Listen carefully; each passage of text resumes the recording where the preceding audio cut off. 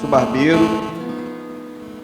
Eu morei aqui no bairro chamado Nova Holanda, aqui próximo. E nesse bairro eu tinha um salão, uma barbearia. Só que eu tinha no nome, né? O Salão do Júnior. Mas normalmente nos finais de semana, se você fosse lá cortar o cabelo, você não achava o Júnior no salão. Normalmente a gente estava envolvido com alguma coisa, com alguma doideira. O Felipe já foi lá cortar o cabelo? Não me achou não, né? Acho que o Juan já. O Lucas já, o Lucas Jordão.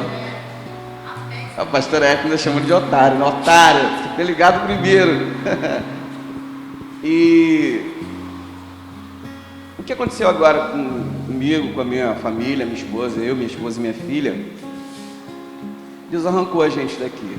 Logo que nós fomos conversar com o pastor Alain, a pastora Érica, para poder membrar junto com eles, até então não era Betânia, mas eu sempre falo com o Alain que, na verdade, a aliança que temos vai além da denominação. Então, e ali na mesa, não sei se vocês lembram, eu falei que a gente já tinha uma palavra já, que nós voltaríamos para nossa terra um dia. Eu não sabia como isso ia acontecer, quando iria acontecer, mas sabia que tinha uma palavra. E aprove a Deus agora, não sei, em torno de, 3, 4 meses. É isso, Elane? 3 meses? Sei lá, janeiro, né? Na verdade, em dezembro, Deus começou a falar de modo mais intenso, mais forte no nosso coração, que a gente retornaríamos. E em janeiro, minha esposa foi para visitar a minha sogra, minha esposa e minha filha. Essa aqui é minha filha, minha esposa está ali atrás. E elas foram para visitar a minha sogra, só quando elas chegaram lá e já teve uma proposta de um trabalho, minha esposa já ficou trabalhando e não retornou mais. E depois dela estar lá, e a gente começou um movimento com uma galera lá, começamos a nos reunir na calçada da barbearia de um amigo. E enfim, eu sei que agora, morando mesmo diretamente, acho que um mês, alguma coisa, nós estamos lá em Piabetá. Tem gente, eu acho que até hoje não sabe que a gente já está morando lá. Não sei se dado o fato de eu não ser um cara que estou todos os dias no culto, não sei porquê, mas tem gente que acha que a gente já está por aqui. Mas não, nós estamos morando lá. E a gente ainda não veio para poder ter aquela coisa, né? Embora o pastor Alain já fez a despedida aqui, já comunicou a igreja e tudo. Mas enfim, o que eu quero dizer para vocês, que sinceramente num dado momento, pelo fato de Deus me levar para lá, de cara Deus falou para mim que eu não iria para Piabetá por conta do trabalho. Não iria por conta do trabalho, por exemplo, eu barbeiro, vou abrir um salão lá e acabou. Eu não sei se vocês sabem, se tem uma profissão que é boa, no deserto um barbeiro não passa fome. No deserto ele não passa fome. Só que Deus falou claramente comigo: você não vai trabalhar mais em barbearia. E eu vou ser bem sincero para você que isso me preocupou. Sou pai de família. Eu me casei aos 17 anos. E antes de me casar, na verdade, eu já tinha uma vida profissional. Eu sempre fui vendedor, vendia as minhas paradas e tal, porque eu nunca gostei de ficar duro. Sempre gostei de comprar minha roupa, andar de marca, comer o que eu queria, tirar minha onda, né? Tinha as namoradinhas, eu levava a garota para comer uma parada, enfim, sempre gostei. E depois de casado não foi diferente. Me casei com 17 anos e eu assumi a responsabilidade da minha casa com 17 anos. E agora, quando Deus disse para mim que eu não iria trabalhar mais com barbearia, eu pensei: Senhor, eu vou trabalhar com o que agora? Isso me preocupou. Só que até então, eu, sinceramente para vocês, eu cheguei a me envaidecer e achar que era muito. O fato de eu ter a disposição de simplesmente Deus dizer que eu não iria trabalhar com barbearia, ou seja, Não sei se posso dizer que Deus pediu a minha barbearia, ou pediu a minha vida profissional, não sei se posso dizer isso, mas eu sei que eu me envaideci. Eu pensei, cara, eu sou disposto. Deus me pediu, eu dei. Mas nós estamos falando, no meu caso, de, sei lá, 3 mil reais por mês. E na quinta-feira eu chego aqui e ouço um cara falar que entregou 30 e poucos mil de salário. Aí tenho contato com o Davi, também que tinha um salário expressivo, o Lude, pelo amor de Deus. E eu pensei, te dei mais uma esmola, Senhor. E sinceramente, por que alguma coisa mexeu em mim? Porque Deus, na verdade, nos escolhe não por aquilo que nós temos para oferecer para Ele. E se a gente for parar para pensar, tem gente por aí que deu muito mais para Deus, muito mais do que nós, muito mais do que a gente. Eu acho que Deus, de certo modo, nos escolhe, não é nem por aquilo que a gente tem para dar, mas eu acho que é pela disposição. E eu não sei se eu posso falar isso. Não, eu posso falar isso.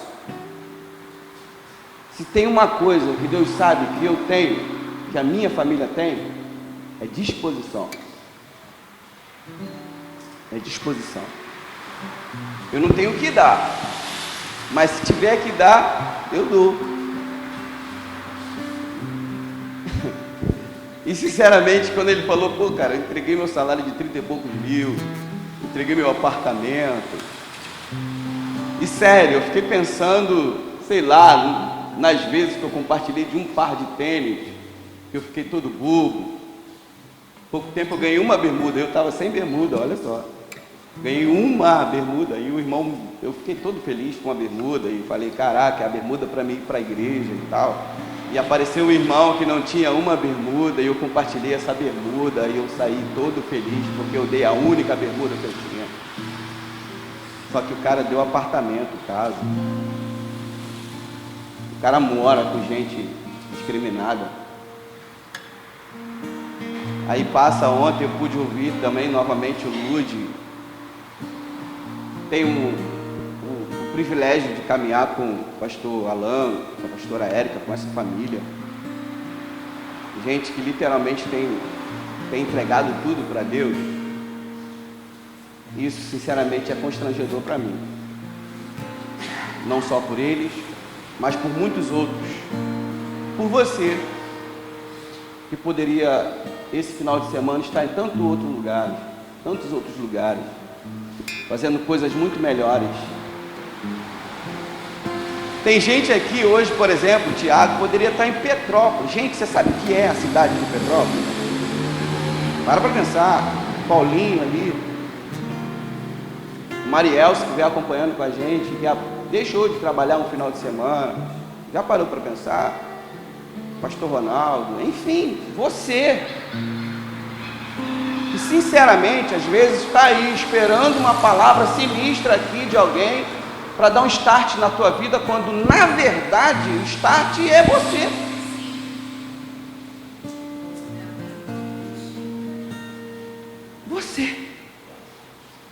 Você é o cara, você é a pessoa. Só que nós temos o péssimo hábito de achar que o que a gente precisa para crescer ou para desenvolver está no vizinho ao lado, está na vida ao lado. Mas não. Eu acho que, e eu acredito que essa seja a proposta do pastor Alan, esse final de semana, para a gente compartilhar daquilo que Deus tem feito na vida de cada um de nós. É para a gente dividir as nossas experiências, para a gente falar e ser ouvido, para a gente aprender, beleza.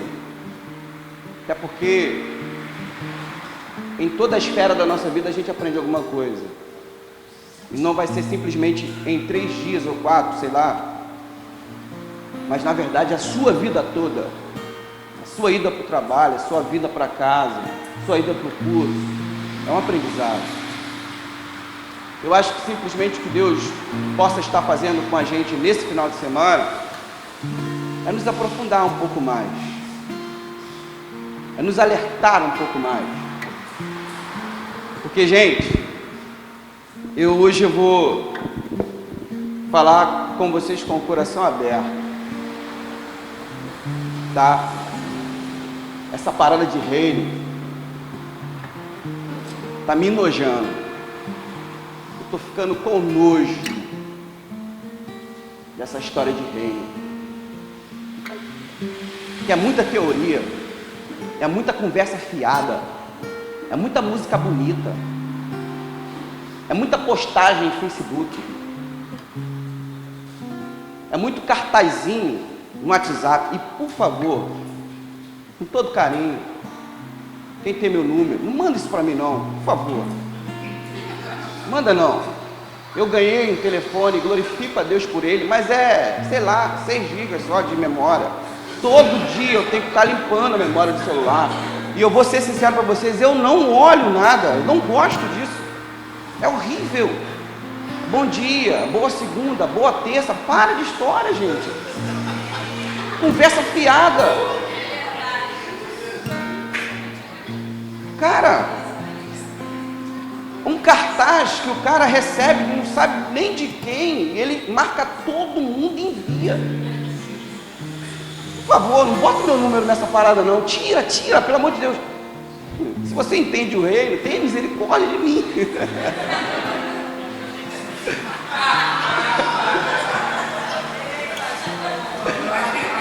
E eu vou ser sincero, quem está do teu lado e recebe teu vídeo não gosta. Não fala com você para não te magoar, porque se tem um ambiente de gente que se magoa à toa, é esse nosso. Não é? Não, no Facebook ainda vai, mas no WhatsApp, porque vai tudo para a memória do seu celular. Vai tudo. Aí sabe o que acontece no meu caso? No meu celular, aí, por exemplo, a pastora Érica manda o áudio, eu não consigo ouvir. Sabe por quê? Memória cheia. Cara, e é um trabalho, porque eu não sei, acho que é um problema do meu celular. Depois que você limpar tudo, aí gera um tempo, e pra, sei lá, tipo, uma semana depois eu consegui ouvir o áudio dela. Por causa de você, que não tem consideração por mim, fique enviando. Eu tenho um tio, sinceramente, cara, ele manda um vídeo de bom dia, boa segunda-feira, boa semana, tudo de bom pra você. 4 vídeos por dia, porque tipo, bom dia, boa segunda-feira, bom dia, boa terça-feira, 4 vídeos por dia. Para tu pensar. Essa é a esfera que nós estamos vivendo. É o ambiente da teoria. É o ambiente eu acho que é relativização que se fala, do relacionamento. Eu vou ser sincero, isso eu falo para minha esposa, para minha filha. Cara, meu aniversário, por exemplo. Feliz aniversário, cara, eu fico feliz. Escreve, feliz aniversário. Mas não vem com aquele...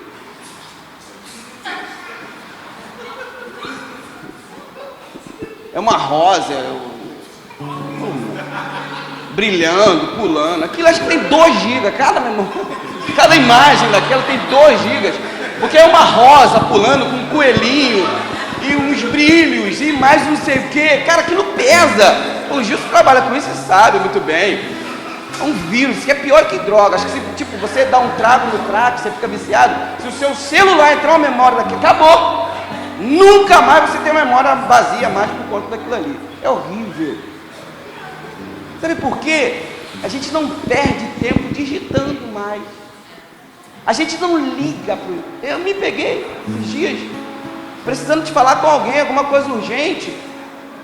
E eu falando no zap, mandando um áudio. Nesse caso eu já ampliei um pouco, não era o post.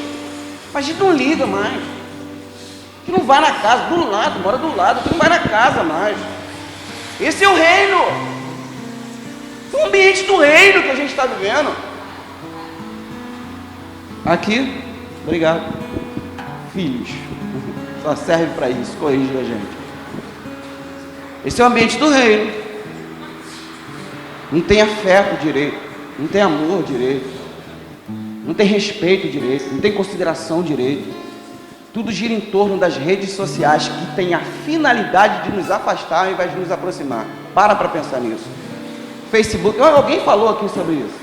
Não sei quantos mil amigos. Eu não sei o que está acontecendo. Depois que eu comecei a andar com o Alain Basílio, tira uma foto com o Alain Basílio, tu vê. O nego manda solicitação de amizade para você do Brasil inteiro. É ou não é assim? É assim. 1000 pessoas em uma semana. Essa gente, você manda um bom dia, não te responde. Você manda uma boa tarde, não te responde. Por exemplo, eu trabalho com projeto social aí, daqui a vira e mexe eu estou pedindo mesmo, peço alguma coisa, não te responde. Que raio de amigo é esse? Que praga de amigo é esse que você tem?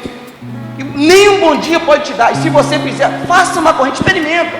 Tipo, você tem 2000 amigos no Facebook, acho que o Wagner fez isso, foi ele que me deu essa ideia. Não foi? R$1 por cada amigo para sustentar um projeto.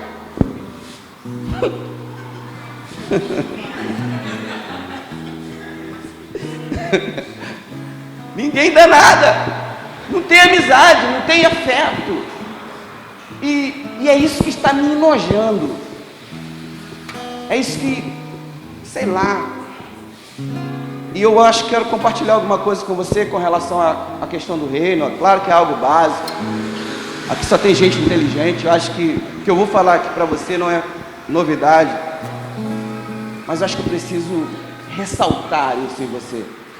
Pedro, uma vez falando para a igreja, disse: cara, eu não venho trazer nada novo para você, eu quero lembrar aquilo que você colocou no seu coração e na sua mente um dia que perdeu por causa das redes sociais, perdeu por causa da mídia, perdeu por causa do gelo que está cada dia mais crescendo em nosso meio. Mateus capítulo 6, versículo 33, acho que eu já te pedi para abrir, está escrito assim: mas buscai primeiro o reino de Deus e a sua justiça, e todas essas coisas vos serão... Valeu. Buscai o reino de Deus e a sua justiça, e todas essas coisas serão acrescentadas. Amém? Bom, eu acho que se eu fosse explicar a respeito do reino, sinceramente alguns iriam bocejar no banheiro agora, porque seria um momento desnecessário por saber tudo do reino. Mas ainda assim eu vou ser teimoso e vou dizer para você, ou vou compartilhar com você um pouco disso. O reino de Deus é todo ambiente onde a vontade de Deus é realizada. Logo, falar do reino de Deus não quer dizer que o reino de Deus seja uma realidade. O reino de Deus é uma realidade no ambiente onde a vontade de Deus é realizada. Quando Jesus, em Mateus capítulo 6, no versículo 10, ele nos ensina a orar, a oração, o clamor de Jesus é: venha o seu reino. E ligado à manifestação ou à vinda desse reino está que seja feita a tua vontade, assim na terra, como ou do mesmo modo que é feito aí no céu. Jesus clama para que o reino de Deus seja uma realidade, tendo em vista que a proposta dele é a vontade de Deus, ou a vontade do rei, seja algo cotidiano entre nós. Mas como essa vontade é obedecida ou é manifesta? Ou de que modo isso tem que acontecer? De modo cotidiano, de modo normal. O reino de Deus tem que ser uma realidade no nosso respirar. O reino de Deus tem que ser uma realidade no nosso andar, no nosso deitar, no tomar banho, no escovar os dentes. O reino de Deus não pode ser uma proposta realizada num ambiente eventual. O reino de Deus não tem que ser e não pode ser uma proposta de vida daqueles que têm um cabelo diferente, uma barba diferente, um falar diferente, a pele do corpo diferente. Quando ele fala, cara, que o teu reino venha aqui, de modo que a sua vontade seja realizada, ele está falando, cara, isso tem que acontecer naturalmente. A gente às vezes fala de reino de Deus como arrebatamento, e a nossa ideia, ou pelo menos a ideia que tínhamos no passado, hoje nós temos crescido nisso, que era uma experiência pós-morte, né? Fala de reino de Deus, a gente pensa, cara, quando a gente for para o céu, vai ser só louvor, aí não vai ter mais choro, né? Não vai ter torcida do Vasco, do Fluminense, do Botafogo, só flamenguista. Aí, meu irmão. Tá gravando, Bruno? Capelete, você foi uma benção. O único problema é que você falou do Flamengo, cara. Sua mensagem foi punk. Mas não vem falar do Flamengo aqui no Rio não, hein, cara. Aqui não. Aqui não, aqui a parada é outra. Então só os flamenguistas, por favor, para o Capelete ficar ligado. Vai, se manifesta aí, por favor. Aqui é nós. Aí em São Paulo dá o jeito de vocês. Aqui é rubro e negro, irmão. É Flamengo. É favela. Não só favela, Zona Sul também. Claro. Vamos lá. Então, num ambiente onde a vontade de Deus não é realizada, o reino de Deus não é uma realidade. Pode ter música legal, a galera pode andar de bermuda no culto, o pessoal pode fazer tatuagem com o nome Jesus, mas se a vontade de Deus não é realizada, não tem reino. Não tem reino. Por quê? O reino de Deus se manifesta em todo ambiente onde a vontade de Deus é realizada. Para a gente falar que é reino de Deus, Deus tem que ser o rei. Ele tem que ser o Kyrios, ele tem que ser o Senhor. A nossa vida tem que girar em torno da lei de Deus, não da nossa. Ele tem que ser o cara. Para que o reino de Deus seja uma realidade, gente, vamos entender, e é legal, sabe, eu tenho percebido que não está rolando um clima, e o Alan foi muito feliz, não está rolando um clima emocional, Deus está trabalhando na razão. Reino de Deus não é, venha o teu reino, pular, e abraça um, ministra, não tem nada a ver com isso, cara. Isso é bom? Não sei, mas não tem nada a ver com isso. O reino de Deus tem uma proposta muito mais profunda e responsabilizadora. E eu já vou logo te dizendo. Sério, cara. Sério mesmo. Se você hoje está se encantando com o evangelho do reino, simplesmente porque tu pode vir de bermuda para a igreja, porque tu pode fazer uma tatuagem, porque tu pode usar a roupa que você quer, papo de amigo. Mete o pé, cara. Vai embora. Porque não é legal, não é bom. Eu vou ser sincero para você, eu não queria não estar trabalhando, eu queria estar trabalhando, eu queria montar a minha loja, o meu salão. Segunda-feira eu falei com a minha esposa, eu tô como Jonas, irmão. Se está fichando ali, eu não sei. Eu vou para o negócio, quando chega a 10 metros, não sei, alguém arranca a placa, para de fichar. E o cara que já estava fichado perde o emprego também, não entende nada. Estou como Jonas. O salão tem 3 vagas, eu cheguei, o cara tira até quem está trabalhando. Sabe por quê? Porque eu não quero. Eu quero trabalhar, eu quero ganhar o meu dinheiro. Barbeiro tem dinheiro todo dia. Pode não ser muito às vezes, mas todo dia você está com dinheirinho, está com trocado, e eu acostumei com essa vida.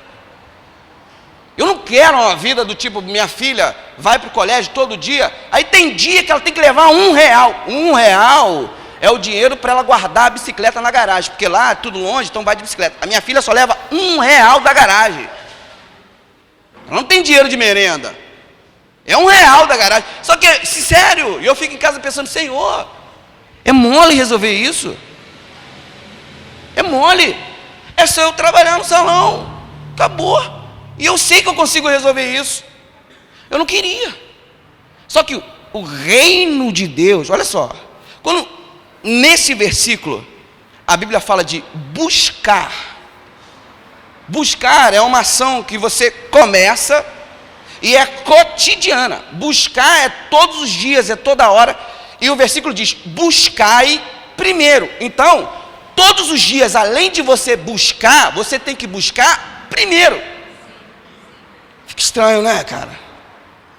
Buscar primeiro o quê? O reino de Deus. Aí, nesse contexto, o reino de Deus não só diz respeito do domínio, do controle que Deus tem sobre todo o território, sobre todas as coisas, não. O reino, nesse contexto, tem a ver com domínio de um rei. Jesus está dizendo: busquem ou buscai ser dominado por Deus. Olha que coisa terrível. Não é só você participar do reino, entende? Do tipo, sou do reino. É legal, né? Por exemplo, meu cabelo é do reino. Meu cabelo é do reino. Vou fazer uma tatuagem do reino, que eu estou orando a Deus, vão inventar uma tinta, sei lá, fluorescente, e eu vou fazer uma tatuagem do reino. Eu tenho fé nisso, sabe? Eu não vou gastar dinheiro agora à toa, Alan, não vou fazer uma tatuagem que ninguém vê. Não, agora não, vou esperar, está crescendo, está desenvolvendo, está evoluindo, uma hora vai aparecer uma tatuagem fluorescente, e eu vou fazer uma tatuagem do reino. Vou fazer, mas só que isso não quer dizer nada. Quer dizer nada. A proposta de Jesus é que voluntariamente busquemos ser dominados. Aí o Alan falou hoje sobre a questão de sermos escravos, e a palavra é essa mesmo. Nós precisamos buscar voluntariamente sermos dominados por Deus todos os dias. E quando diz primeiramente, é antes de qualquer ato particular ou próprio. Ou seja, Deus está acima de tudo e todos. Gente, olha só. Deus não é só o primeiro. Sabia disso? Deus tem que ser o único. Porque se você disser que Deus é o primeiro, significa dizer que tem o segundo, tem o terceiro, tem o quarto, né? Mas com relação a busca do reino de Deus, não tem segundo. E a Bíblia vai dizer que Ele é o alfa e Ele é o ômega, Ele é o início e Ele é o fim. Se Ele é o início e Ele é o fim, Ele está habitando no espaço entre o início e o fim, logo, Ele é único. Nós estamos falando de um ser que não existe sequer 1 milímetro de espaço onde Ele não habita. Deus habita em todo o ambiente, em toda a esfera do ambiente terrestre. E isso precisa ser uma realidade na minha vida. Isso tem que ser uma realidade em mim. Isso tem que ser uma realidade em você. Aí a proposta do texto é: não fica ansioso a respeito daquilo que você tem que comer, a respeito daquilo que você tem que beber e a respeito de que você tem que se vestir. Aí é interessante que o texto diz, cara, não é a vida mais importante que a comida? Só que é uma questão de lógica. Para viver eu tenho que comer. Não é? Mas para a manutenção do meu corpo eu preciso vestir. O que o texto está dizendo é: não viva, não empregue esforços para seu benefício próprio. A sua vida não tem que girar em torno de você. Aí alguém vai dizer assim, cara, mas tipo, eu preciso trabalhar. Eu preciso trabalhar. E se você perguntar, cara, por que é que você trabalha? Ele vai dizer, eu trabalho para comer. Não é isso? Eu trabalho para me vestir. Só que segundo esse texto, eu não tenho que trabalhar para comer. Eu não tenho que trabalhar para beber. E eu não tenho que trabalhar para vestir. Eu tenho que trabalhar para manifestar o reino de Deus. Vamos ver se você consegue entender. Não é a vida mais importante que a comida? E esse lance de vida é o seguinte: a vida que temos não é nossa. Você sabe disso? Lá no Éden, Deus compartilha da sua vida conosco quando Ele sopra na nossa narina. Logo, Deus é a fonte da vida. E quando Jesus diz no texto, olha, a vida é mais importante que a comida, o meu trabalho não tem que ser em prol da comida. Porque se eu trabalho em prol da comida, eu estou trabalhando em prol de coisas que perecem. Mas a minha vida, os meus esforços têm que ter a ver com a vida. E quando eu digo que eu trabalho para comer, eu estou dizendo que eu me sustento, eu pago as minhas contas, sou eu quem compra o remédio para o meu filho, sou eu quem pago o meu aluguel, sou eu quem pago a minha luz, sou eu quem pago as minhas contas. Logo, Deus não é o provedor de nada na tua casa. Deus não é nada. Porque você faz tudo.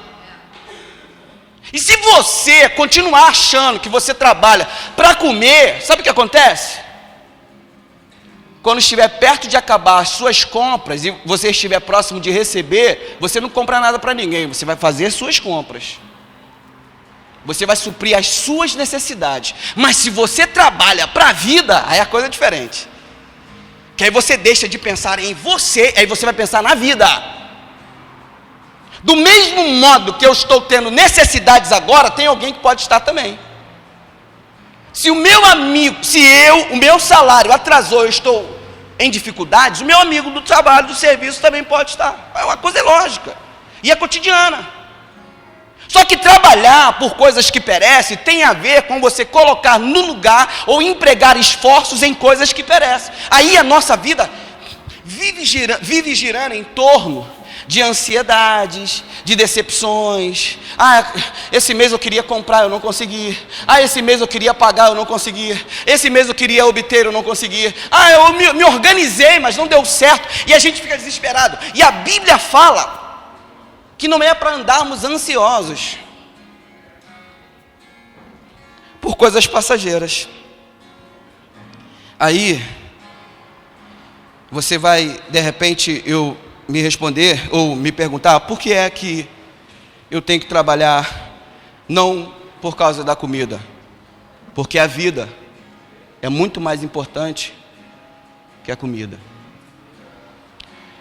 João capítulo 6, versículo 27, Jesus vai dizer para o pessoal, para aqueles que se relacionavam com eles com segundas intenções,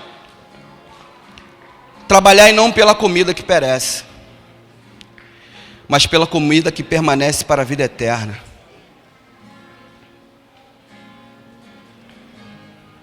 Você não se sustenta. Quem te sustenta é quem te deu a vida.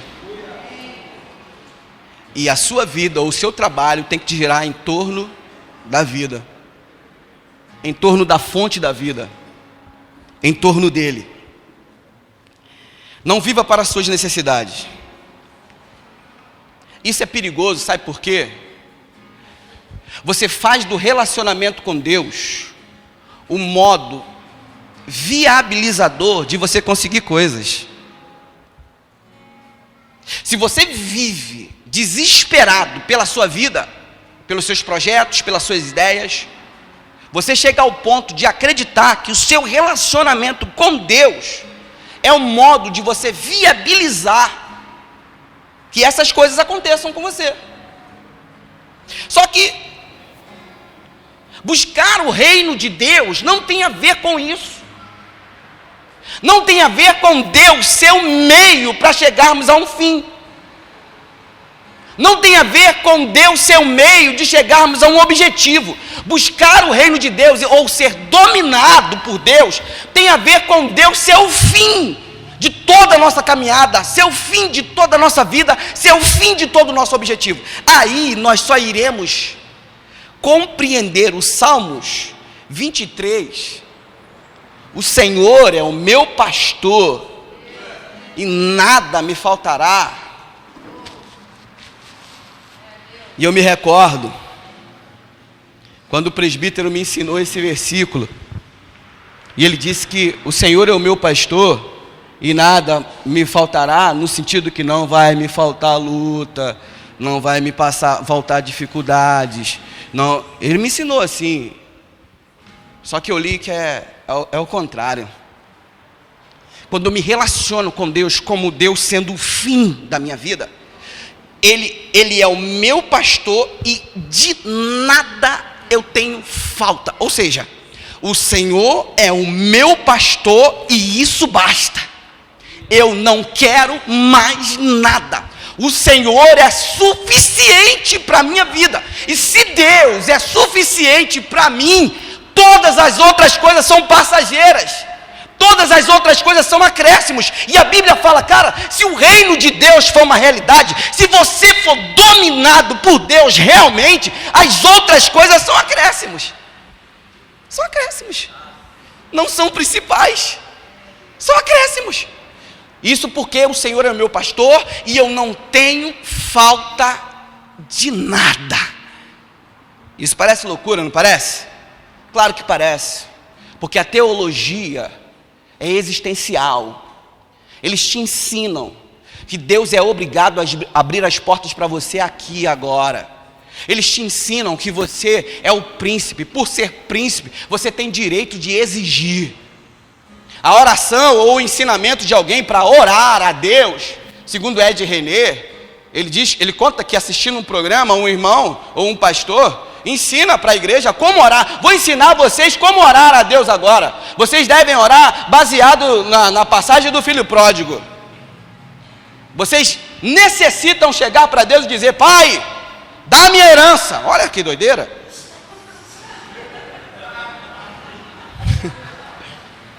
Dá cá a minha herança. Imagina Deus.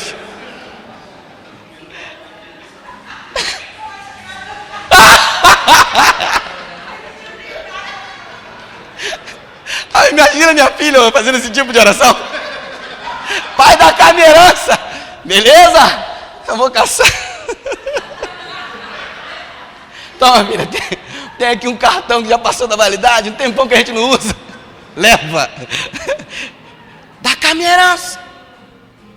Nós somos estimulados a alimentarmos um relacionamento com Deus existencial, como se Deus fosse, por exemplo, o meio de abrir a porta, o meio de conseguir um casamento.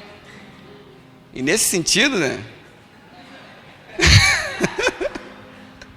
Tem um pessoal aí que está precisando, né? Que Deus, né? Tá ruim de casar. Mas também tem gente que escolhe pra caramba, né? Santo Antônio, hein? Santo Antônio ficou bolado.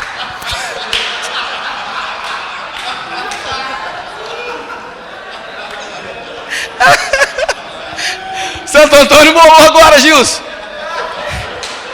Dá licença, meu padrinho.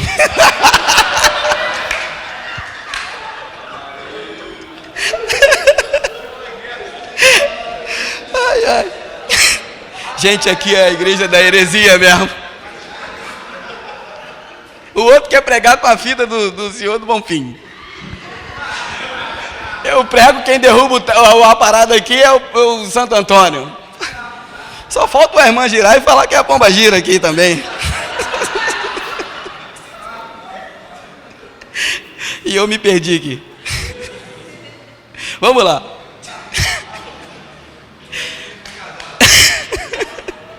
Não, mas a gente se relaciona com Deus como sendo, acreditando que Deus é o viabilizador das nossas conquistas aqui na terra.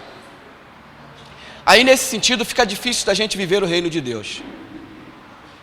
Porque se eu entendo o reino de Deus como sendo um ambiente onde Deus é o dominador, eu compreendo que a vida não é minha, a vontade não é minha, o prazer não é meu, é tudo dele, por ele e para ele. E nesse sentido de descobrir que o reino de Deus tem a proposta de me dominar, de te dominar, eu acho que a gente pode dizer que o reino passa a ser uma realidade interna, particular. Vê que se a gente for parar para analisar, por exemplo, tem gente de várias denominações e, sei lá, 3, 4 pessoas da sua denominação, você vê que tem uma vida voltada a se entregar para Deus, a viver para Deus. De repente você seja uma dessas pessoas, mas não a grande maioria. Isso deixa a gente chateado, né? Porque a gente gostaria que todos tivessem esse mesmo comportamento. Só que nesse sentido, o reino de Deus é uma realidade interna. Cada um de nós temos essa experiência. E a gente recebe o reino de Deus e nós temos o contato com esse reino, nós temos contato com esse domínio de Deus em nós e sobre nós, e a gente reage. Alguns reagem de modo positivo, outros reagem de modo negativo, mas a gente reage. E nesse aspecto o reino de Deus é algo particular, é algo próprio. E a cidadania desse reino implica de fazer-nos viver uma vida onde tudo em primeiro lugar é Ele. Você sabia que isso incomoda? Incomoda. Quando você lida com alguém que busca fazer a vontade de Deus em tudo em primeiro lugar, quem é carnal se incomoda com isso. Porque, por exemplo, alguém chega com uma proposta para você e quer receber uma resposta imediata, e você diz: vou orar a Deus primeiro, vou ver o que Deus fala a respeito disso.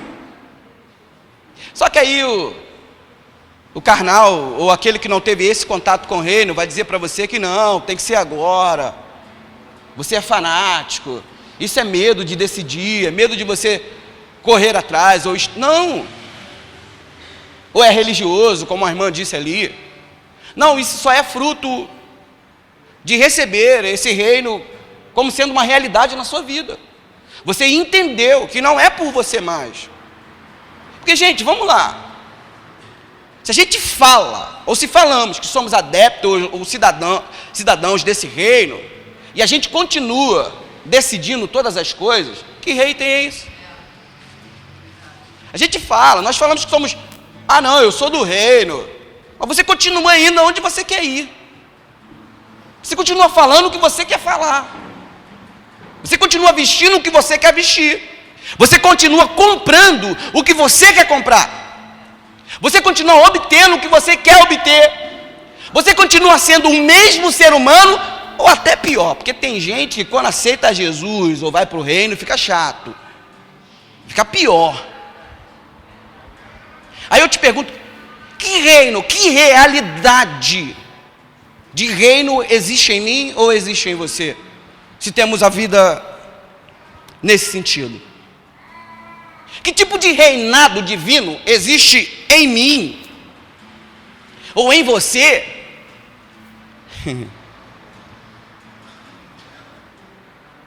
Se nós andamos ansiosos acerca de todas as coisas. Que tipo de reino é uma realidade em mim ou em você? Se, por exemplo, vou falar, sei lá o quê, a prestação das Casas Bahia tira o seu sono. Que tipo de reino você vive? Ou quem é que domina a sua vida? Eu acho que de repente a pergunta deveria ser essa. Quem domina? Será que o cara que domina a sua vida realmente é dono do ouro da prata? Será que o cara que domina a sua vida realmente tem um relacionamento de pai com você? Porque não parece. Não parece. Você está preocupado. Por exemplo, aqui você canta: Senhor, tu és meu tudo, e não sei o quê, mas está preocupado que vai ter corte na empresa e você pode ser a próxima bola da vez. Está preocupado. Ah não, irmão, porque eu sou chefe de família, e se eu perder o emprego, você sabe, né? Eu não sei nada, eu não tenho emprego.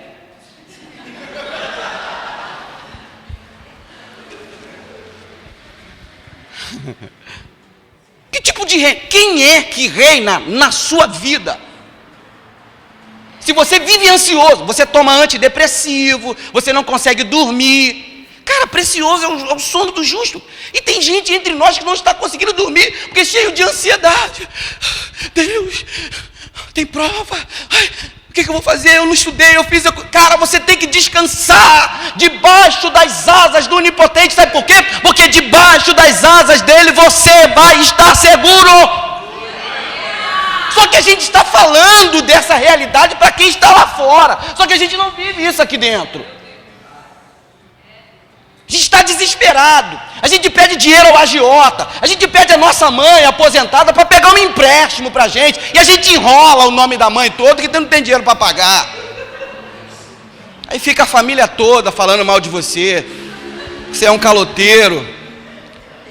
Veja só, a mamãe aposentada. E vai Júnior lá, pedir 2.000 emprestado e não pagou até hoje. Mamãe recebeu R$800 e agora está recebendo só 550.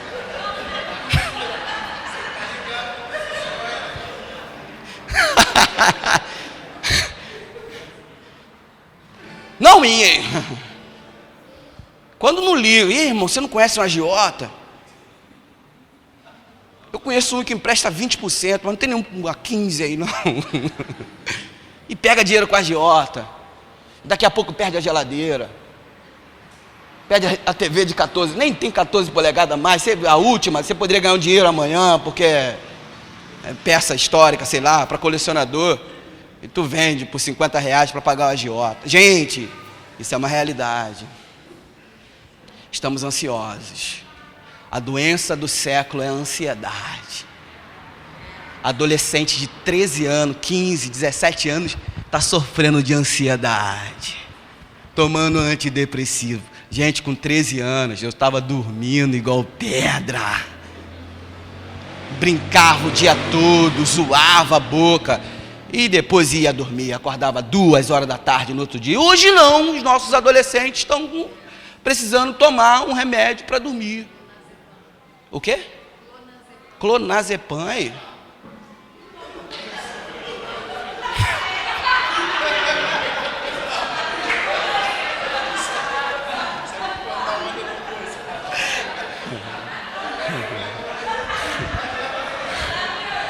Tem alguém aí que trabalha com oração forte aí? Vamos lá, gente. Wagner toma também? Tem um antidepressivo maneiro, no final eu vou te falar. Oração forte, né? Mas vamos lá, gente. Quem é que domina a gente? Quem é que domina a gente? Por exemplo, no nosso caso aqui, pô, tem que falar, cara. A gente tem medo de ir numa comunidade. Tem medo, Luciano. Tá falando pra quem, né, Luciano? Não sei. Não, mas isso é uma realidade que acontece comigo. Todos temos medo. Eu acho que é o medo que nos mantém vivos. Só que às vezes a gente consegue controlar, às vezes não. Mas eu pergunto hoje, quem que nos domina, se na verdade o medo é muito maior que a confiança no Senhor dos Exércitos? E nós temos medo de ir na Matinha, temos medo de ir na Nova Holanda, temos medo de ir na Mangueira, temos medo de subir a Rocinha, o Jacarezinho, Manguinho. Eu estava conversando com o irmão há pouco tempo, e ele disse para mim, pô, mas você me entende, não entende, cara? E eu disse para ele, não, eu não te entendo. E eu fico pensando, como é que você pode ter medo de ir num lugar onde outras pessoas vivem? Você tem medo de ir aonde outras pessoas vivem. Não tem como te entender. Que tipo de reino é esse? Que rei que te domina? Que confiança é essa? Aí, sabe o que acontece? A gente começa a servir a esse rei delimitadamente. Entende? A gente clama a realidade do reino aqui e não ali. Aí sabe o que a gente fala? A gente declara? Não é o meu chamado. Varão, esse negócio de morador de rua não é o meu chamado. Mas olha, eu admiro muito quem vai, tá? Outra coisa que eu vou falar para você, às vezes a gente posta a foto de um trabalho, um convite para um café da manhã e tal, alguém vai lá e curte, parabéns, não faça isso. Não faça isso. Eu não quero receber parabéns de ninguém. Eu quero muito que você vá, esteja. Se você não puder, não curta. Deixa passar batido. Eu não quero curtida, eu não preciso disso. A ideia é fazer com que você veja. Aí, está rolando uma parada ali, é perto de mim. Eu vou lá, vou colar. Ou se você não pode ir, beleza, ora, mas não curte não. 300 comentários, parabéns, esse projeto é lindo, vocês estão de parabéns, não sei o que lá. Ninguém oferece R$1. Para quê? E olha, eu vou te falar uma parada. Quando você curte muito o projeto ou postagem de alguém, você está ajudando essa pessoa a se envaidecer, sabia? Que a pessoa para de postar com o objetivo de publicar o trabalho ou de convidar e começa a postar para ganhar a curtida. Sabe quem é que está alimentando isso? Você. Eu.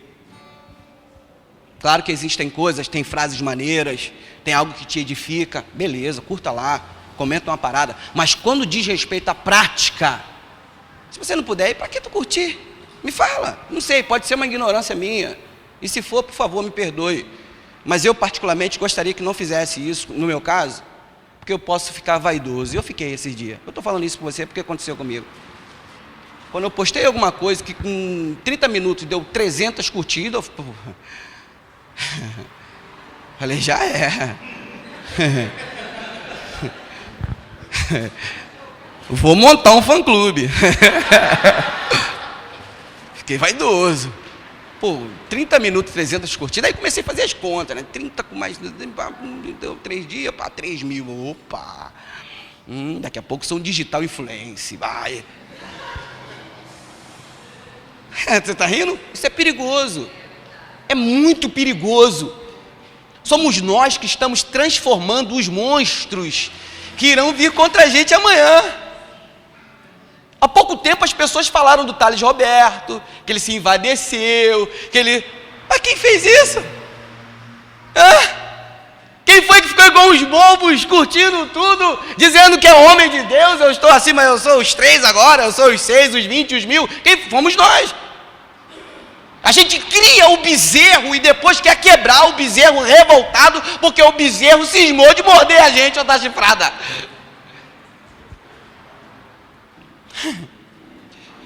O reino de Deus, cara, é uma parada muito mais pesada, mais profunda e mais sinistra. Não tem nada a ver, cara, com fama. O reino de Deus, eu acho que em termos muito corriqueiro e passageiro, é sermos laranja mesmo. A excelência tem que ser dele, a glória tem que ser dele, o louvor tem que ser dele. É tudo dele, por ele e para ele. Só que, cara, a gente está caindo na vaidade social. A gente está caindo na possibilidade de ter fama. Nós estamos caindo na possibilidade de termos seguidores. Estamos arrastando a multidão. Ei, Jesus por várias vezes curou e falou, não fala de mim, hein? Vai quieto. Vai embora. Não fala. Quem te curou? Sei lá, o cara passou aí, me curou e falou para mim não falar quem é, não. Hoje é diferente, né? Hoje é o projeto Metanoia. Quem é? O Metanoia. Quem é o projeto? É o Metanoia. Pô, Metanoia. Quem faz o milagre é o Metanoia. Quem faz a ação urbana é o Metanoia. Quem converte o homem do pecado. Na Nova Holanda quem manda é o Metanoia. Tudo é o Metanoia. E eu começo a acreditar que isso é verdade. As pessoas começam a falar isso. Será que vai ser preciso Deus apertar o meu rins? Será que vai ser preciso Deus arrancar o meu pulmão? Será que vai ser preciso Deus me jogar do cavalo e revelar a minha cegueira? Eu acho que não é preciso. E hoje, não sei, uma das propostas de Deus hoje, em termos de manifestar justiça, tem a ver, e justiça, nesse sentido, o reino de Deus é o domínio de Deus sobre nós, e a justiça tem a ver com buscar fazer a vontade de Deus. Busque o domínio de Deus e fazer a vontade de Deus. Olha a proposta. Percebeu que o final é Deus? O início e o final é Deus? Não tem nada a ver comigo. Não tem nada a ver com você. Eusébio de Cesareia, um dos pais da igreja, ele num dos seus livros, História Eclesiástica, ele fala que o reino de Deus foi encarado pelos primeiros cristãos como uma proposta para se entregar à morte. Hoje o reino de Deus para a gente é uma proposta para a gente ficar famoso. O reino de Deus hoje, o reino de Deus hoje para a gente é uma proposta para a gente chegar à ascensão social, para a gente alcançar visualizações. Tem gente que fala do reino, sinceramente, não entendeu sobre o reino, não quer viver o reino, mas sabe que o reino hoje dá destaque. Está na mídia, está na moda falar do reino. Assim como um tempo atrás você falar de chuva, hoje falar do reino está na moda. Assim como um tempo atrás falar de avivamento, não sei se você lembra, tudo era avivamento, campanha de avivamento, vigília do avivamento, tudo era avivamento. E aonde falava-se sobre avivamento, um monte de gente lá, mídia. E hoje é o reino, já se ligou? Venha o teu reino, todo mundo vai.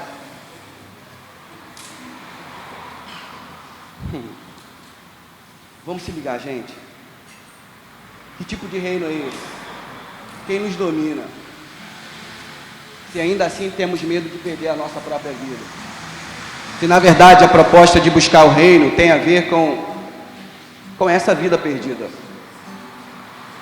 Tem a ver com não pensarmos a respeito do que precisamos para a nossa existência, para a nossa subsistência. O reino de Deus tem a ver com isso. Não consigo entender.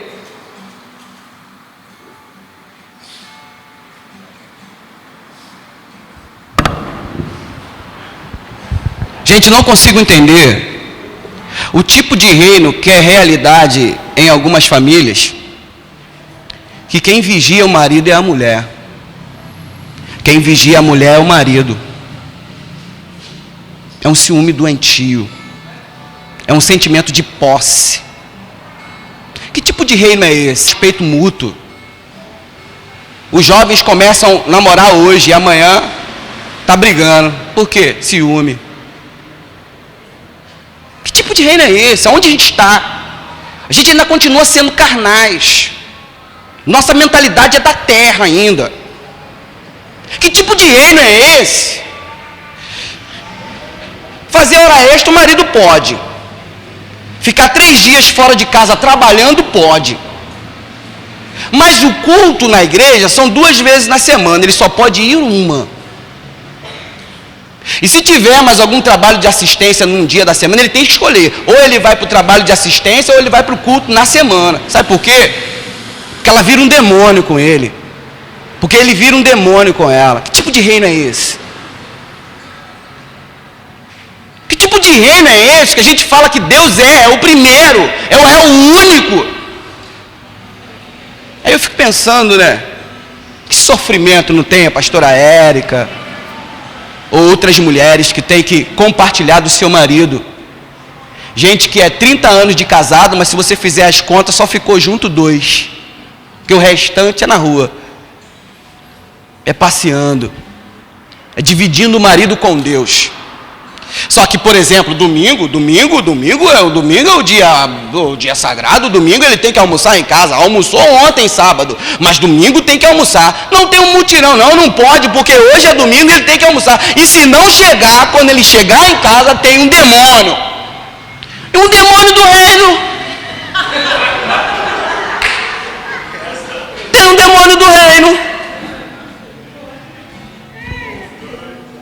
não consigo entender. Sério, eu não consigo entender. Aí eu fico pensando em Hebreus capítulo 11, versículo 35. A Bíblia fala dos heróis da fé, e exatamente nesse momento a Bíblia diz que as mulheres recebiam os seus maridos mortos. Para você pensar.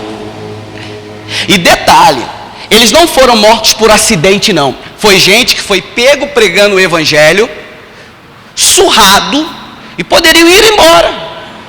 Pode ir embora. Mas sabe o que ele dizia, Felipe? Não quero ir embora não. Eu quero morrer. Tem uma ressurreição muito melhor para mim. E a mulher está em casa. O cara que sai para a rua para morrer não é pior que o cara que sai da rua para vir para a igreja, para lavar ou passar e chegar mais tarde? Vamos parar para pensar. Que tipo de reino é esse, gente? Que tipo de reino é esse? A gente briga por coisas poucas dentro da nossa casa. A nossa família não é um sinal do reino de Deus no nosso bairro. Por causa de besteira. Por causa de ninharia. Que tipo de reino é esse? Vocês conhecem a história da viúva de Eliseu, não conhece? Todo mundo conhece. Ela chega até o profeta e diz: olha, meu marido morreu. E tu bem sabe, você tem certeza, tu sabe, tu tem certeza, ele temia ao Senhor. Só que olha só, um cara temente ao Senhor morreu e deixou a mulher endividada. Eu já ouvi falar que aquele cara era um homem irresponsável. Eu já ouvi falar que aquele cara não tinha compromisso com a sua família. Só que a Bíblia vai mostrar esse cara, o Obadias, como sendo alguém zeloso e temente a Deus. E segundo a história, ele contrai dívidas para alimentar os profetas. E o temor desse homem fez com que a vida dessa mulher fosse respaldada. Porque ela chega diante do profeta e Deus faz o milagre. Através de quem? Através dela. O teu servo temia a Deus. Mas em contrapartida, já parou para você pensar? E para você está fora de cogitação seu marido se entregar. É legal ouvir as mensagens do pastor Alain, a gente chora. Olha que maneiro, ele largou o emprego, ou o emprego largou ele, ou não deixou ele entrar. É legal ouvir os homens de Deus que deixaram, é bom ler sobre Paulo, é bom você ler sobre os heróis da fé, mas se for o teu marido, não. Amor, mas e o salão, amor? Como é que eu vou ficar sem ir no salão? E a Mary Kay, está lá. Natura. Para você pensar Noé. Que doideira. Eu não sei o nome dela. A dona Noé, quem sabe? Noéia. Vamos apelidar ela Noéia? Noéia. Imagina a Noéia agora. Noé. Imagina a Noé agora no salão de beleza. Para você pensar. E ela falando do entusiasmo do marido dela. Olha, porque vai chover e meu marido ganhou um dinheirinho e comprou tudo de madeira.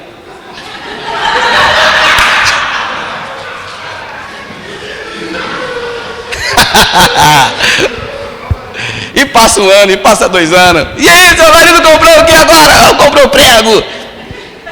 E vai indo, e a Noé agora não pode mais fazer a progressiva, porque a grana está curta, porque o marido está comprando madeira, e compra madeira, e compra madeira.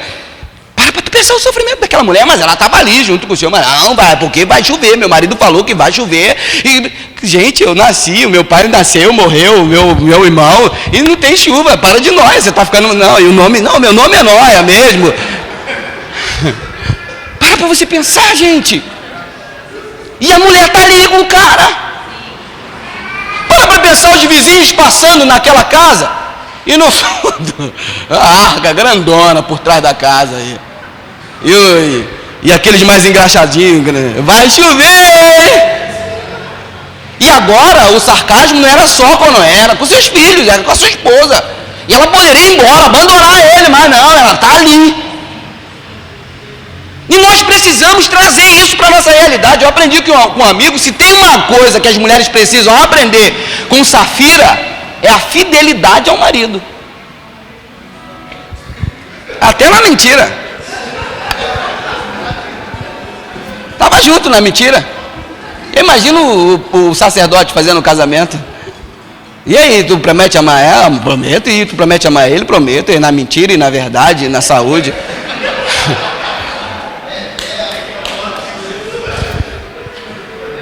Para pensar. Essa não é a realidade nossa que falamos que vivemos no reino. Porque se a opção, por exemplo, que a minha esposa tiver, se essa opção houver retorno, beleza, Deus está no negócio. Agora, se não tiver retorno, sai disso, é furada. Deus não está disso. Não te suporto, não te aguento, vou embora, você só pensa em você. Quando dá retorno, pensa nos dois. Quando não dá, só pensa em você. Que tipo de reino é esse, gente? Que tipo de reino é esse? Que tipo de reino é esse? Que a gente fala que Deus é o cara, que é o dominador, Deus é tudo. E nós pais, queremos deixar como herança para os nossos filhos estudo, casa própria, loja, um barco, uma fazenda, ou uma casinha de sapê, nem sei o que dizer. Que tipo de reino é esse? Que a gente fala de entregar a nossa vida para Deus, mas para os nossos filhos a gente não, você tem que estudar, fazer faculdade, você tem que se dar bem na vida. A sorte que eu não tive, você tem que ter. Calma aí, opa. Você é um cidadão do reino e entende que o que você vive agora é a vontade direta dele. E como é que o seu filho não pode ter o que você tem? Que tipo de reino é esse? Que tipo de reino é esse? Que o que a gente quer deixar para os nossos filhos, o empréstimo do banco pode resolver. Um carnê da Casa Bahia pode resolver. Nós temos como projeto de vida, por exemplo, eu também, humanamente dizendo, eu estou falando isso aqui agora, mas tem a ver comigo também. Eu quero deixar uma casa para minha filha.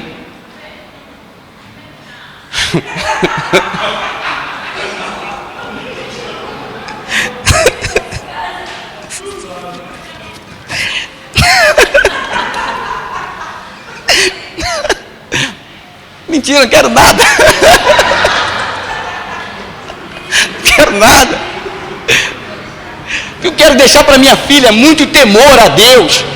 O que eu quero deixar para minha filha é o seguinte: filha, estuda sim, mas estuda para ser um instrumento na mão de Deus. Estuda para ser uma advogada, mas seja uma advogada justa, que vai advogar a causa dos pobres, dos aflitos. Se não for para ganhar dinheiro, não tem problema, morre eu, você, todo mundo pobre, mas faça a vontade de Deus. É esse tipo de herança que eu quero deixar para os meus filhos. Eu quero deixar para os meus filhos uma vida sem interesse. Eu quero deixar para os meus filhos uma vida com envolvimento. Esse dia minha filha disse que chorou quando ouviu um clamor de um pessoal do Nordeste pedindo: envie médicos para cá. Envia médico. Eu acho que qualquer um da gente quer que os nossos filhos sejam advogado, engenheiro, médico, para ganhar dinheiro. Eu também quero isso. Eu até falei para minha filha que se for isso, beleza, minha aposentadoria, fico de boa. Mas originalmente, sinceramente, o que está dentro do meu coração cristão, porque eu tenho dois corações, sabia? Eu tenho um cristão e eu tenho um humano, um carnal. Tenho dois. Um é aqui e outro é aqui também. Eu não sou anormal, é desse lado também. Um é aqui também. Ficar junto os dois. Mas por que tem que ficar junto? Para brigar mesmo. Para ter conflito, para ter luta. Uma hora eu quero Deus, outra hora eu quero eu. No diabo não, quero só Deus e eu. Por quê? Porque eu sou pior que o diabo, rapaz. Sou muito pior que o diabo não é nada, o diabo é ficha na minha frente. Sou muito pior, eu uso o diabo. Ele é meu instrumento, é assim mesmo, nós somos assim, todos nós.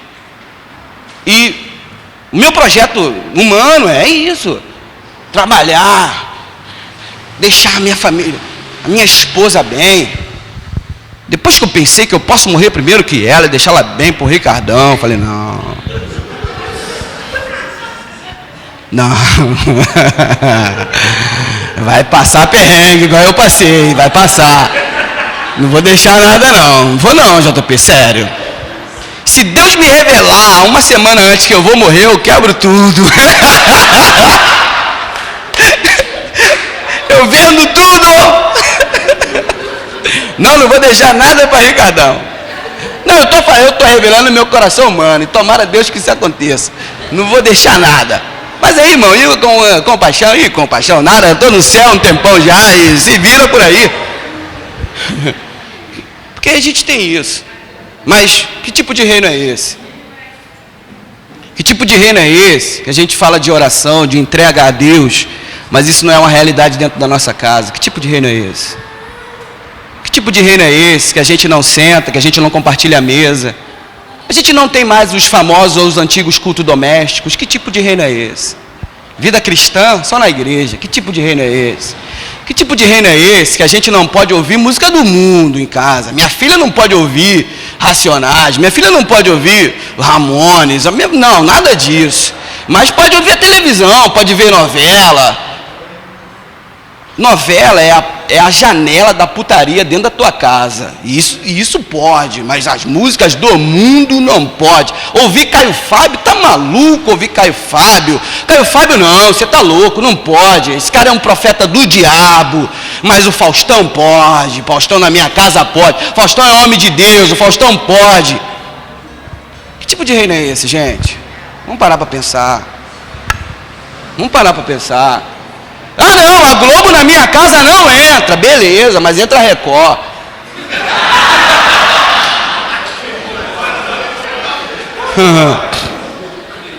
Entre a Record e a Globo, a única diferença é que o pecado lá é santo. O pecado é religioso.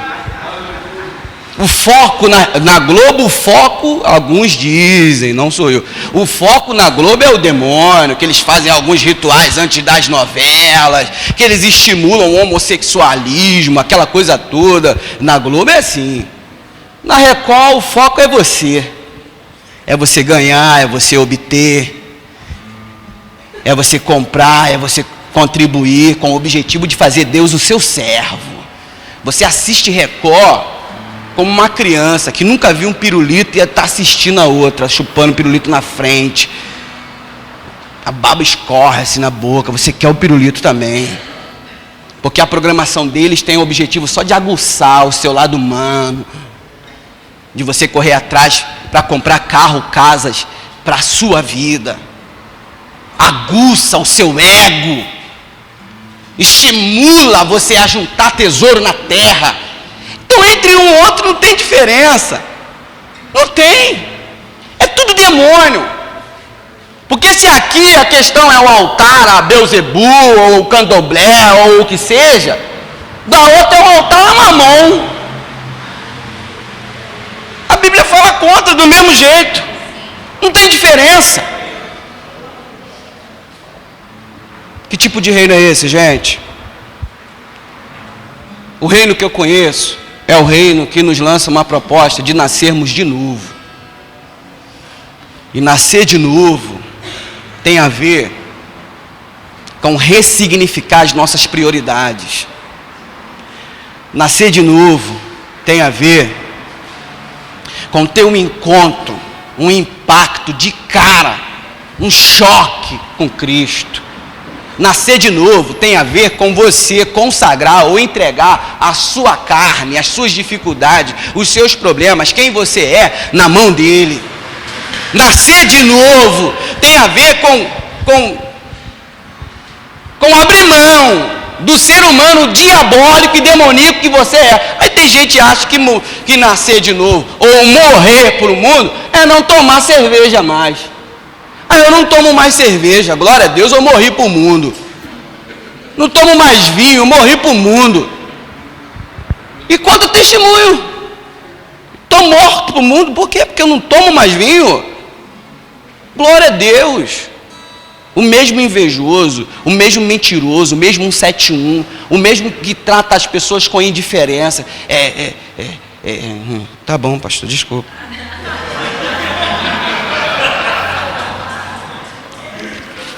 Aí, na moral, hein? Que tipo de reino é esse, pastor? Que tipo de reino é esse?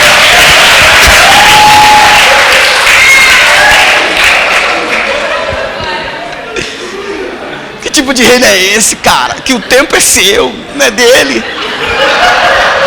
Brincadeira, brincadeira. Você sabe que eu te amo, cara.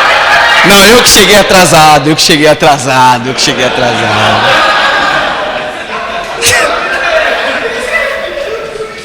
Bom, pra gente encerrar.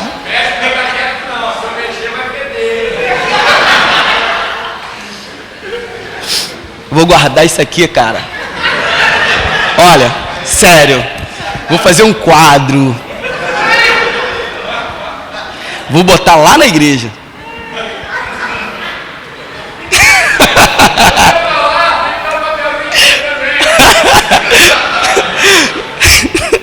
Cara, ele foi muito carinhoso. Já estourou o tempo. Esse é o reino. Esse é o reino que se fosse outro já desligava o microfone. Já botava o irmão para cantar ali, já, e aquela coisa toda. Mas, gente, o reino de Deus não tem a ver com comer, nem beber, nem vestir. Não tem a ver com parar de beber. Não é nada disso. Tem a ver com morrer, cara. Tem a ver com morrer. O reino de Deus, ele... Mateus capítulo 13, eu vou só deixar a dica para você ir lendo, porque o tempo já estourou. O reino de Deus, ele vem sem aparência. Quando a Bíblia fala em Mateus 13 sobre o grão de mostarda, não tem aparência. Ninguém nem imagina o que vai se tornar. Esse é o reino de Deus. É você se entregar, é você se submeter àquilo que para os homens não tem aparência. É loucura. É loucura você deixar o emprego, é loucura você deixar a vida, não tem aparência. Mas quando ele se manifesta, cara, o resultado é surpreendente. De modo que a Bíblia fala, cara, que cresce uma hortaliça e as aves se aninham. Aves na Bíblia são outras nações. O reino de Deus começa de um modo tímido, mas outras nações serão beneficiadas por esse reino. O reino de Deus é um reino que é implantado em matérias estranhas, que é o caso do fermento, Mateus 13, 33. Ele é implantado em matérias estranhas, em pessoas que até mesmo não desconhecem a existência de um reino, mas quando ele se manifesta ou se espalha, faz com que essa gente tenha a sua vida totalmente possuída por prática de justiça. O reino de Deus acontece como uma realidade individual. É o que Mateus diz no capítulo 13, no versículo 44, do tesouro escondido. Alguém acha esse tesouro, é algo individual e particular. O reino de Deus exige abandonar as demais coisas. O reino de Deus exige com você abandonar outras coisas ou outros valores, que é o que diz em Mateus capítulo 13, 45 a 46, que o cara acha essa pérola, ele esconde no terreno, depois ele vai para casa, vende tudo que ele tem, ele volta e compra o terreno, ele abandona a vida dele, ele abre mão de tudo que ele tem, de tudo que ele é, para adquirir o campo. Esse é o reino. Você abandonou a tua vida? Abandonou? Você tem coragem agora de Deus te pedir teu carro, tu dá, tua casa, tua vida, teu celular? Tem coragem? Então, se você não tem coragem, você ainda não conheceu o reino. Fica de pé. Buscar o reino de Deus e a sua justiça. O reino de Deus é o domínio de Deus. E a justiça é a vontade dele praticada ou feita. Aí, capítulo 5 de Mateus é a proposta da vida daqueles que querem viver esse reino, ou que querem viver essa realidade. Aí a Bíblia fala que quando você busca praticar a justiça, ou busca praticar a vontade de Deus, você é perseguido. As pessoas te perseguem. Mas a Bíblia fala que você é bem-aventurado. A Bíblia fala que você é bem-aventurado. E a prática de justiça não tem a ver... Gente, eu preciso encerrar com isso. Prática da justiça não tem a ver simplesmente com manifestarmos em orações. Não tem nada a ver com isso. Praticar a justiça, aquele que tem fome e sede de justiça, tem a ver com aquele que não tem justiça em sua vida, que são os menos favorecidos, mas tem a ver também com aquele que clama por justiça na vida dos menos favorecidos. E a Bíblia fala que esse que tem fome e sede de justiça, esse que clama pelos menos favorecidos, esses serão perseguidos. Quem sabe serão perseguidos por gente igual a mim e igual a você, que foram beneficiados pela luta, pelo engajamento de alguém, mas no entanto, pela nossa ideologia de vida. Por exemplo, Mariellen, né? Tanta gente falando mal da Mariellen. É Mariellen o nome dela? Tanta gente, tanto crente falando mal da Mariellen. Sabe por quê? Era ativista e ainda gay. Que tipo de reino é esse, gente?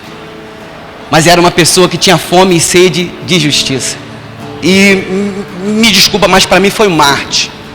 Foi alguém que entregou a própria vida por causa dos menos favorecidos. E nós precisamos aprender com ela. E eu quero aqui, para encerrar, dizer a você: você não colabora com nada compartilhando a foto de um PM morto. Você não está colaborando com nada. Você não colabora com nada compartilhando a foto de um jovem, de um pivete na favela armado. Você não está colaborando com nada. Você colabora promovendo uma ação na sua cidade, chamando os mais influentes para chegar até a Secretaria de Segurança e se oferecer como igreja. O que nós podemos fazer?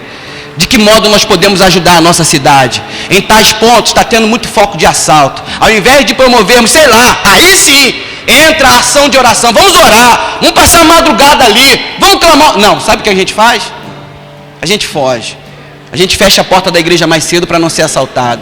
Quando você compartilha, você não está ajudando em nada. A Bíblia fala que você é sal e você é luz. Como luz, você é influente. Use a sua influência. Use. Que você saia daqui nessa noite com uma fala não só para você atentar para quem está com fome, mas atente também para aquele que não tem consulta médica, para aquele que não consegue fazer um exame, para quem não consegue fazer uma ressonância. Você tem um amigo, você tem um colega, liga para ele, ajude, seja luz, ilumine, use a sua influência. Aí sim nós iremos manifestar a justiça. O ambiente que Jesus fala, Mateus capítulo 5, era um ambiente de gente desfavorecida. Quando Jesus entra curando, ele cura pessoas que não tinham acesso à saúde de qualidade. Vamos entender isso. Deus está nos chamando para irmos para os hospitais. Deus está chamando para a gente ir para a fila dos hospitais e começarmos a orar por aqueles que estão enfermos. Deus está te chamando. Deus está nos chamando para aqueles que estão em treva. Existe um clamor existencial da humanidade. E a resposta para esse clamor chama-se igreja. E eu faço parte dela e você também. Amém? Para não ficar só nas minhas palavras. Brincadeira, mentira. Vamos terminar. Quero cantar um louvor. Posso cantar um corinho, pastor? Deus abençoe a todos. Que esse final de semana sirva para a gente sair daqui realmente revirado, transformado, desesperado. Amém. Aqui, ó. Bebe uma água, filho. Não é 9, pô. Brincadeira.